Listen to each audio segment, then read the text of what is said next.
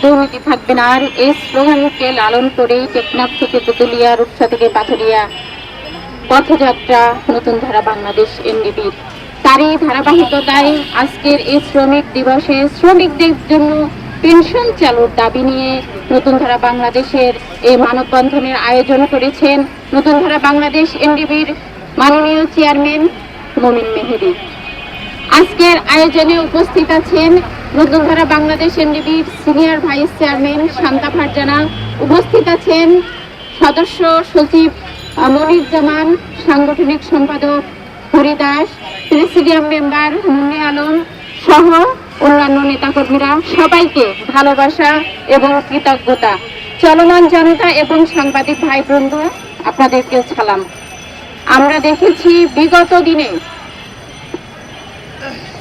16 বছরে আমরা শ্রমিকদের পক্ষে এই প্রেস ক্লাবের সামনে অবস্থান করেছি। শ্রমিকদের বিভিন্ন দাবি আদায়ে আমরা এই প্রেস ক্লাবে অবস্থান করেছি বিভিন্ন কর্মসূচি, কিন্তু কোনোভাবেই শ্রমিকদের যে ন্যায্য অধিকার সেটা আদায় হচ্ছে না। আমরা শ্রমিক দিবস আসলেই বড় বড় নেতাদের বড় বড় বুলি শুনি।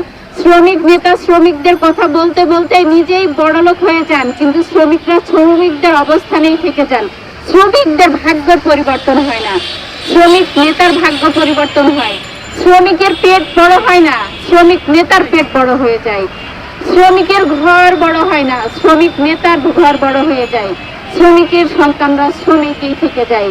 সেই জায়গা থেকে নতুন ধারা বাংলাদেশ এনডিপির পক্ষ থেকে চাই আমাদের সেই প্রেক্ষাপট পরিবর্তন হোক। শ্রমিকরা যে যেখানে শ্রম দেবে সে সেখানকার শ্রমিক, তবে শ্রমিকরা তাদের ন্যায্য অধিকার পাবে। শ্রমিকরা তাদের কর্মস্থলে কেন মারা যাবে?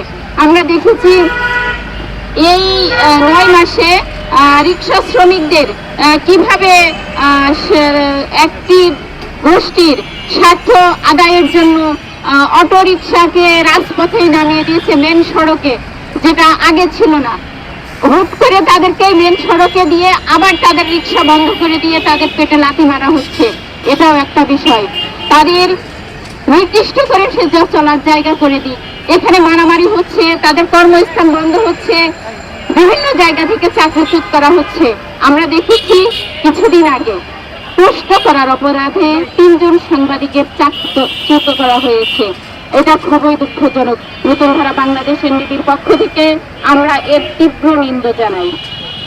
কোন অন্যায়ের প্রতিবাদ করলে কোন প্রতিষ্ঠান থেকে অধিকাংশ গার্মেন্টস দেখা যায়, কোন অন্যায়ের প্রতিবাদ করলে সেই শ্রমিককে সেখান থেকে না করে দেওয়া হয়। গাড়িতে দেখা যায় কোন অন্যায়ের প্রতিবাদ করলে তাকে না করে দেওয়া হয়। যে কোনো কর্মস্থল হোক, সেখানে শ্রমিকদের কথা বলার অধিকার থাক।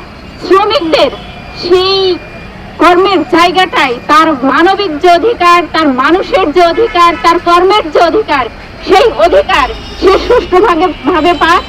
এমনকি চাকরির শেষে একটা পেনশন তার জন্য চালু করার দাবি জানাচ্ছি নতুন ধারা বাংলাদেশ এনডিপির পক্ষ থেকে। বর্তমান সময়ের অন্তর্বর্তীকালীন উপদেষ্টা যিনি আছেন, তিনি অবশ্যই এই বিষয়টি নজরে আনবেন। শ্রম দিতে দিতে একটা মানুষের যখন আর শ্রম দেওয়ার শক্তি থাকে না, এই পেনশনটা তখন যেন তার হাতে তুলে দেওয়া হয়, সেই ব্যবস্থা যেন বর্তমান উপদেষ্টা করে যান। এই আহ্বান রেখে আমি আমার বক্তব্য শেষ করছি। বিজয় বাংলাদেশ, বিজয় নতুন ধারা। এখন বক্তব্য রাখবেন নতুন ধারা বাংলাদেশের যুগ্ম মহাসচিব জনাব